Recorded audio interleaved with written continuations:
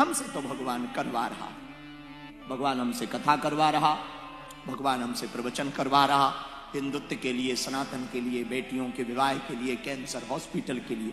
हम नहीं कर रहे। जहां हमारा गांव है, छोटा सा गांव है, अब तो बहुत लाखों लोग हर शनिवार मंगलवार जाते हैं। 300 किलोमीटर में कोई हॉस्पिटल नहीं है, बड़ा पिछड़ा हुआ एरिया है। हमारे यहाँ हर 10 में 12 में व्यक्ति को कैंसर हो रहा है। आदिवासी क्षेत्र है, लोगों को कैंसर होता है, एक रोगी से पूरा घर बर्बाद हो जाता। वो लोग इतने सामर्थ्यवान तो होते नहीं, मुंबई तक का किराया नहीं होता कि हॉस्पिटल तक पहुंच पाए, मजदूरी करने वाले लोग होते। तो जिस दिन हमने उनकी पीड़ा 2016 में देखी, एक घटना हुई थी हमारे साथ। एक पति पत्नी, पति को कैंसर था, पत्नी आई, वो नली पकड़े हुई थी, एक छोटी बच्ची फटी हुई शर्ट पहने और कुछ खाती हुई आई। उसको हमने पूछा क्या हुआ, बोले कैंसर हुआ। तो हमने कहा डॉक्टरों को दिखाओ, बोले डॉक्टरों ने मना कर दिया और दिल्ली जाने को पैसा नहीं। तो हमने कहा हम क्या करें, बोले हमने सुना कि आप भभूति देते, चमत्कार करते, कुछ दिन की आशीर्वाद दे दो कि इनकी थोड़ी आयु बढ़ जाए ताकि ये मजदूरी फिर से करने लगे, पेट पाल सके, जब तक बच्ची बड़ी नहीं हुई तब तक जिंदा रहे। ये बात हमारे दिल को छू गई। उनकी किस्मत कह लें या क्या कह लें, 1-2 साल तो वो जी पाए, लेकिन हम उसे बचा ना पाए। कोई 50 साल की उम्र थी, दोनों की पति पत्नी, आदिवासी समाज से थी, मजदूरी करते थे।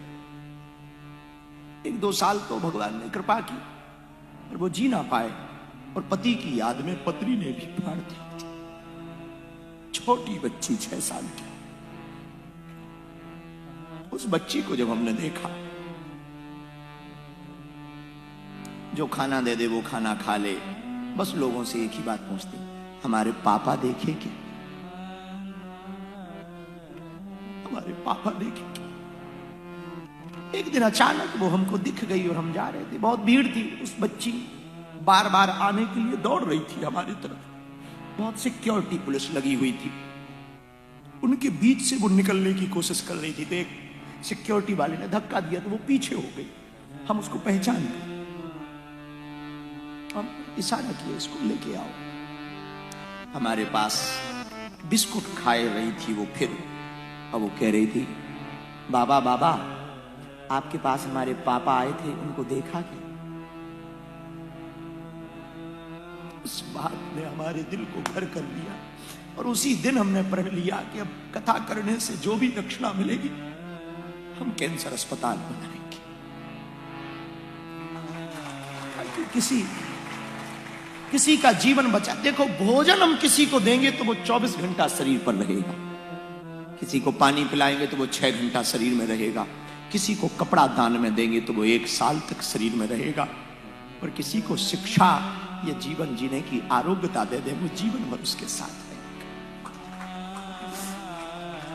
तो जिस क्षेत्र में हमें, उस क्षेत्र में भला हमारे गांव में आसपास ऐसा कोई सोच ही नहीं पाता कि हम लोग कभी दिल्ली जाएंगे या मुंबई जाएंगे, लेकिन भगवान की कृपा देखो, इंडोनेशिया आकर हनुमान कथा सुनी। ये बात बता के हम सिर्फ इतना कहना चाह रहे, हम ना तो तुमसे डोनेशन लेने आए, ना कोई सहयोग लेने आए हैं, ये मन में मत रखना। हम सिर्फ इसलिए आए हैं कि आप भारतवासी भारत से प्यार करना मत भूलिए, और यहां रहना, विचार भले ही तुम्हारे इंडोनेशिया के हों और संस्कार भारत के रखना।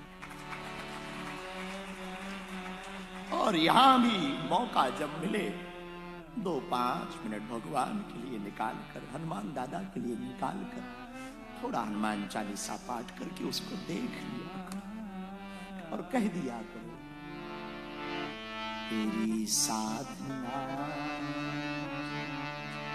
मेरी जिंदगी राजा हो तेरी, वो मेरी खुशी, रजा राजा हो जो तेरे, वो मेरी खुशी है। आप जैसे रखो हम वैसे रहेंगे, जिसमें भगवान की प्रसन्नता हो। इसलिए आप लोग बड़ों को देखोगे तो दुखी रहोगे, अपने से छोटों को देखोगे तो सुखी रहोगे। यदि तुम कंपनी के, बड़ी प्रसिद्ध कंपनियों के ब्रांड के जूता देखोगे तो जूतों को देखकर दुखी रहोगे। लेकिन कई लोग ऐसे हैं जिन पे पैर ही नहीं, उनको देखोगे तो सुखी हो जाओगे कि हम पे तो ब्रांड के जूता नहीं है। करोड़ों लोग ऐसे हैं जिनके पैर ही नहीं, फिर भी वो जीते तो हैं, और हम लोग इसमें भी नहीं जी पा रहे। फिर भी तुम्हारे मन में कुछ ना कुछ उथल पुथल, ये नहीं वो नहीं, ऐसा नहीं वैसा नहीं, ये नहीं हुआ वो नहीं हुआ। अरे जो हुआ क्या वो कम हुआ? वो कम हुआ क्या? जो तुमने पाया उसी को पाने के लिए तो कितने पागल। तो वो जो चेला था हवाई जहाज में, उसको हमने फिर बाद में तो नहीं कुछ कह पाए, लेकिन अब वो सुन तो रहा है कथा कि भाई इकोनॉमी में तुम आए तो तुमको ये पीड़ा थी कि हमको तो इकोनॉमी मिली, पर कुशल मनाओ कि तुम्हें इकोनॉमी मिल गई। कई लोगों को इकोनॉमी भी नहीं मिली, और हम ये कहना चाह रहे हैं कि लाखों ऐसे लोग हैं बिजनेस क्लास फर्स्ट क्लास में भी आकर के बागेश्वर धाम के मंच पर नहीं बैठ पा रहा। तू तो साथ में चल रहा है, क्या चाहता ठटरी के बड़े। उसके बाद भी रजा हो जो तेरे, वो मेरी खुशी। रजा हो जो तेरे, वो मेरी खुशी। इसलिए आपको भी हम ये उदाहरण देकर कहेंगे, जो आपको मिला वो कम नहीं, जो नहीं मिला उसका कोई गम नहीं। जो मिलेगा वो एक ख्वाब है, जो अभी पाया यही लाजवाब। आपने जो अभी पाया वो कम है क्या? इसी में प्रसन्न रहो, व्यर्थ में मत बर्बाद हो। अर्थ का कोई अर्थ नहीं होता, अर्थ का परमार्थ होता है। परमार्थ का अर्थ होता है, पर अर्थ का कोई अर्थ नहीं होता। अर्थ का सिर्फ परमार्थ होता है। इसलिए ज्यादा भागम भाग करोगे हाथ कुछ ना पाओगे। और देखो, हमने कल कहा था, फिर कहें, चाहे जितना ट्रेवल कर लो, चाहे जितना दौड़ लो, चाहे जितना भाग लो, चाहे जितनी आप मैराथन कर लो, बाद में पहुंचना शमशान पे। हाँ, चाहे जितनी भागम भाग करो, अंतिम मंजिल शमशान। और जब वो है ही है तो आपको सुनकर बड़ा आनंद आएगा। हमने अपना बागेश्वर धाम शमशान घाट पर ही बनाया। हम जब नए नए बाबा बने तो गांव के लोग हमसे बोले कि चरण रखने आओ जरा गुरुजी। हमने कहा क्या चरण रखने तुम्हारे घर आए, एक दिन तुमको यहीं आना है। मरोगे तो मरोगे यहीं, जलोगे फुकोगे यहीं, यहीं मिल लेंगे, मीट कर लेंगे। और हम भी रात को जब तुम जल जाओगे तो पूछोगे हाउ आर यू, और तुम भी वही कब्र से कहना I am good not better than you my Guruji. तो गांव वाले फिर बड़े नाराज हो गए कि ये बाबा तो पागल हो गया। पागल वाली कोई बात नहीं है, बात सीधी सी है, सच वाली बात है। तो हम आपको यही कहना चाहे जितना दौड़ लो अंत में पहुंचना वही है। तो जब वहां पहुंचना ही है तो उसके पहले जीवन का आनंद लेना। तो यदि आप अपने भरोसे रहोगे तो खुद झंझट झेलना पड़ेगा, भगवान के भरोसे रहोगे तो भगवान को झंझट झेलना पड़ेगा।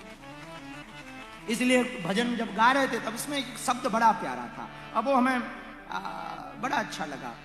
फिकर हो जो दिल में तो अपनी खता। फिकर शब्द हमें बड़ा अच्छा लगा। यदि भगवान का जिक्र है तो फिकर क्या? तेरे जीवन में भगवान का जिक्र है तो फिकर क्या? तो प्रहलाद जी ने तो यही कहा, भगवान ने पूछा कि डर नहीं लगा? बोले काहे का डर, आपका जिक्र था तो डर नहीं लगा। सांप से कटवाया, पहाड़ से फेंका, मीरा से कहा कि तुम विष पी गई। तो भगवान, मीरा कहती है ठाकुर तुम विष कह रहे हो, महाविष भी दो, मैं भी पी जाऊं, अभी पी जाऊं। ठाकुर जी बोले क्यों? मीरा कहती है तुम्हारा जिक्र है और हमको विष कह के नहीं पिलाया, ठाकुर का चरणामृत है ऐसा कह के पिलाया। तो हमें क्या लेना? मेरी गाड़ी तेरे हवाले, तू जाने तेरा काम जाने। वो भगवान को करना बोला। ये भगवान के भक्तों के उदाहरण है। इन लोगों ने आनंद पाया, इससे सिद्ध होता है कि आप भी आनंद पा सकते। हम आपसे कहना, महात्माओं के पास कुछ भी नहीं होता फिर भी वो खुश रहते, हम लोगों पे सब कुछ है फिर भी दुखी। और तुम पागल हो कि महात्मा पागल? हमें समझ ही नहीं आता है। बताओ, हम पे, अपन लोगों पे गाड़ी है, मकान है, कपड़े है, परिवार है, फिर भी दुखी है। अरे महाराज, और महात्माओं पे कुछ नहीं, फिर भी। अब बताओ, वो पागल कि तुम पागल? हम लोग पागल कि वो पागल? फिर अंत में यही समझ में आता है कि वो तो ठीक है। हमने अक्सर एक बात कही है, एक बात हमें फिर याद आ गई तो हम कहें, एक अकेले मजनू को पूरी दुनिया पागल समझती है। एक अकेले मजनू, जानते हो? प्रेमी, प्यार करने वाला आदमी। भारत में बड़ी प्रसिद्ध है वो प्रेम स्टोरी, मजनू लैला। एक अकेले मजनू को पूरी दुनिया पागल समझती है, और एक अकेला मजनू पूरी दुनिया को पागल समझता है। वो अकेला पूरी, यही भक्तों का हाल है। तो कई लोग हैं, तुम भक्ति करोगे तो तुम पर आरोप लगाएंगे, कमेंट करेंगे, तरह तरह की बातें करेंगे। तुम घबराना नहीं, वो भी भगवान की कृपा समझना, वो भी ईश्वर की कृपा।